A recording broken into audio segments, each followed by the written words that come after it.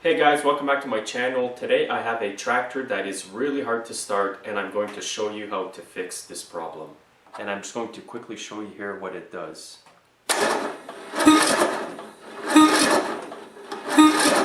It's almost like there's too much compression. Even with a fully charged battery, it does that.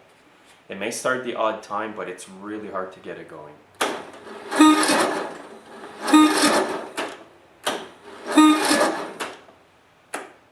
So the problem with this tractor here today is that the valves need to be adjusted on this engine, and I will show you how to do that. And by the way guys, this is an Intech 17 horsepower overhead valve. You can tell it's overhead valve by the valve cover right here. Now the procedure I'm going to do today will apply to most lawn tractors with overhead valve engines. Now one tip before you do this procedure, make sure you have a fully charged battery on your tractor, because that could be the problem. If you fully charge your battery and you still have this problem, then you need to do what I'm going to do in this video today. What I'm going to do first is remove the whole hood assembly so that I can show you the procedure much better. And I'll have to remove all the bolts that hold the hood onto the body. Now you may be able to remove just the front end on your tractor to do this job. However, if you're good at it, you may be able to adjust your valves without even removing the hood at all. Today I'm removing it so that it's easier to show you guys on video. And here are the tools that I will be using in today's video. Here I have a torque wrench with a T20 socket bit. Here I have a T20 Torx screwdriver, a 10mm wrench, a 1/4 inch ratchet with an extension and a 10mm socket. I have a feeler gauge here. I have a 3/8 ratchet with a 5/8 socket, and I have an old flat screwdriver here in case I need to pry the valve cover off. And I'm also going to be using some RTV silicone when I reinstall the valve cover back on. Now once I have the hood removed, this is the cover here that needs to come off so that you can adjust the valves. What I've done here is put a piece of cardboard, because when you remove the cover there will be oil come out. And you can also put a rag under here as well. And now with a 10mm socket and my impact, I will remove the 4 bolts.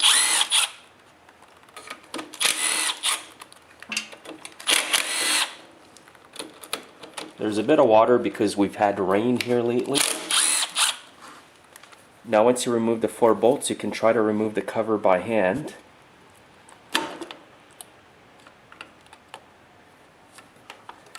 If you can't, you can use a flat screwdriver to pry it off.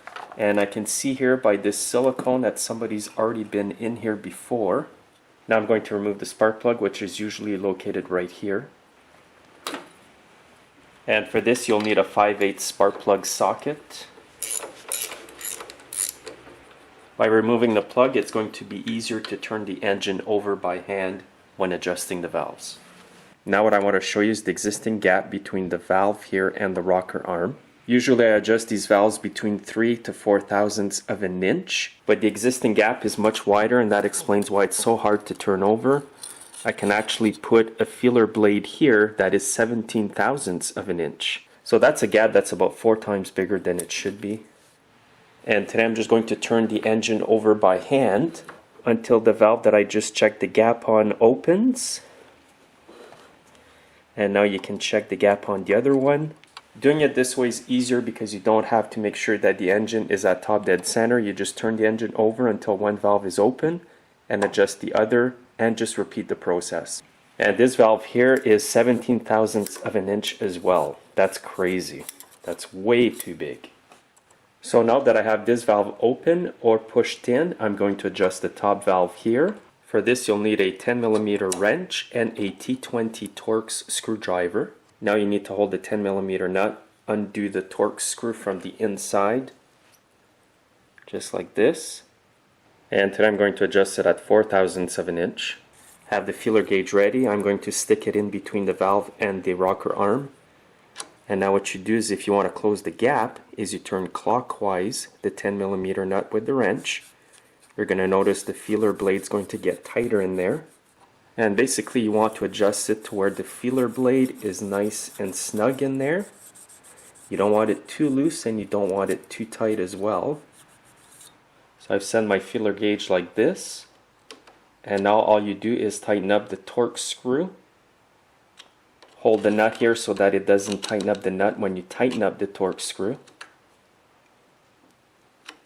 Now if you want to, you can use a torque wrench, and I believe that the torque specs for this small torque screw is 45 inch-pounds. And if you're using a torque wrench, you just want to tighten it until you hear one click from your ratchet, just like this. So it's hardly anything. Once you do a few of these jobs, you're probably not even going to need the torque wrench.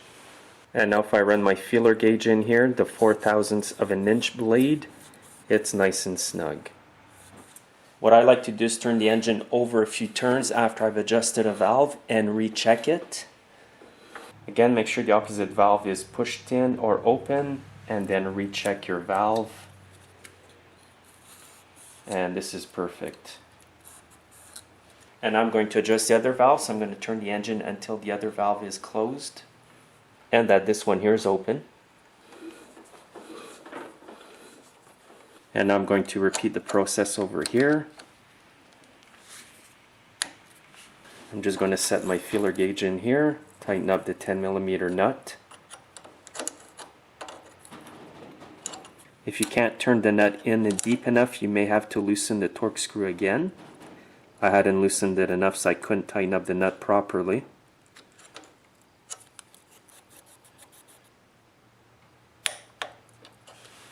And now check the feeler blade in there. This one's nice and snug, so that's perfect. I'm going to turn the engine over a few turns.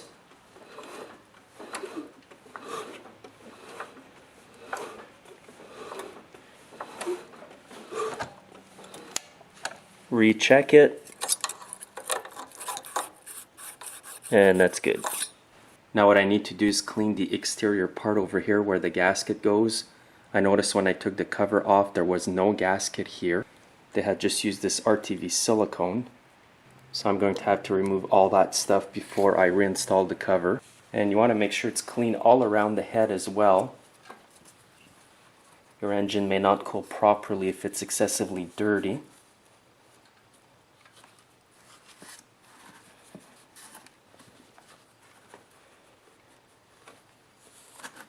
Sometimes I like to use carb cleaner on here just to get the oil off. And after that I'm going to use my 3M Scotch-Brite pads on my die grinder. Wipe off any excessive oil here, and it is good to do an oil change while you do this. So what I'm going to use now is a Scotch-Brite pad. This one's already used a bit. This does a really good job here on gasket surfaces like this. And do make sure you have your safety glasses when you use these tools.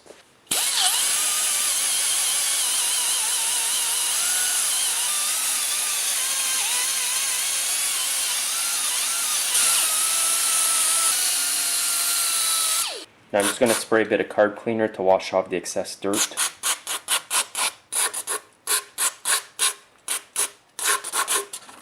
Now wipe it off nice and clean.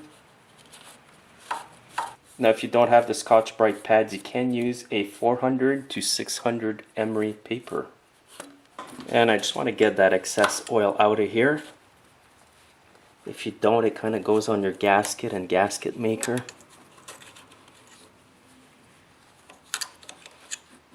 Now I've had the valve cover soak in some old fuel here just to wash it off. Sometimes I use my parts washer, but when I do have extra old gas, I use it to clean parts.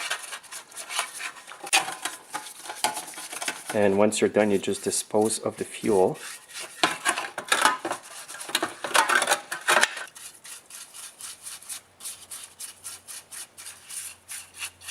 And it does look stuck on there pretty good.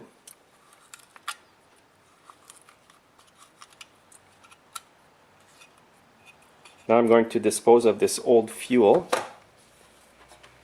And I'm going to use my die grinder with the Scotch-Brite pad.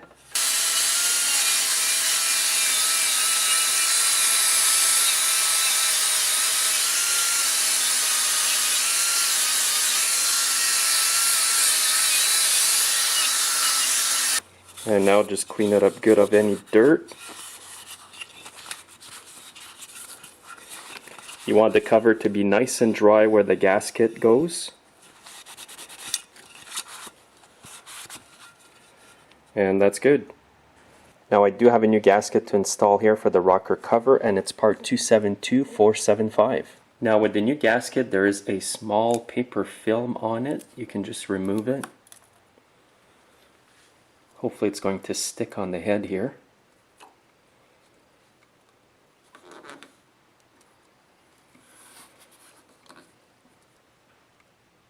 However, I do like to apply a small film of this RTV Ultra Black silicone. And I like to put a small film on the cover.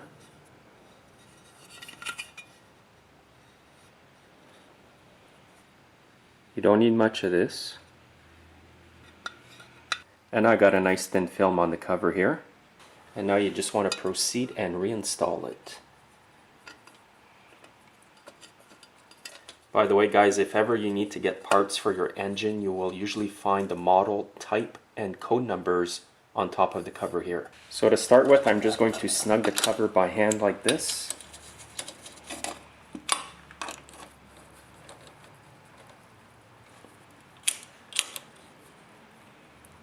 And now I'm going to tighten them up in a diagonal pattern. This will ensure that the cover goes on nice and even. And just use common sense, don't over tighten it. It does not need to be that tight.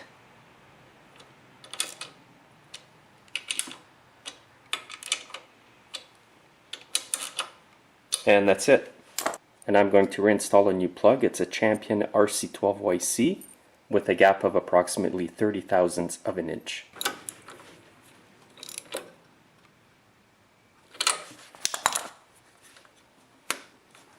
Now when you restart the engine, if a bit of oil has spilled onto this cover and gotten onto the muffler, you may get some smoke for a while until all the oil is burnt off the muffler. That's perfectly normal, so don't worry about it. Now I'm going to try to start it, and hopefully adjusting the valve has resolved that hard to start problem.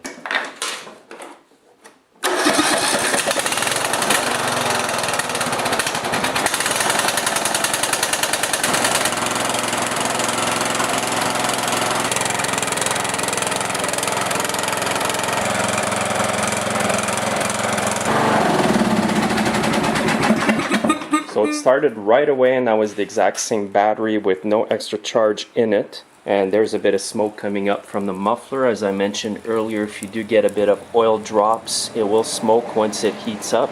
So overall it's running pretty good. I may have to do a bit of other work to this engine, but that was the main issue as to why it would not start. And I'll try it again now that it's warmed up. I'll give it some choke.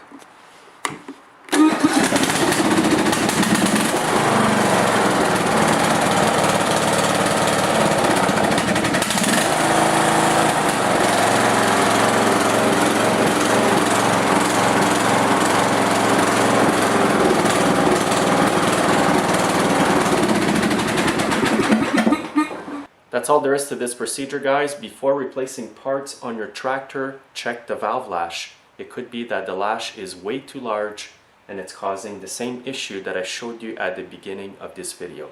Thanks for watching, guys, and have yourselves a great day.